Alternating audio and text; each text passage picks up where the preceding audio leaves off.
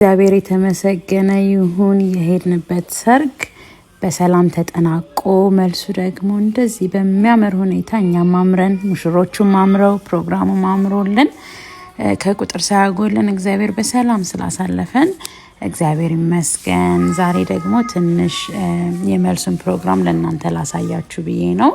መልሱን ፕሮግራም የቀረጹት ፎቶ ዞላ ናቸው። ፕሮግራሙ ደግሞ የነበረው ስካይላይት ሆቴል ነበረ። እጅግ በጣም ነው የሚያምረው። የመልሱን ፕሮግራም እንግዲህ ላሳያችሁ።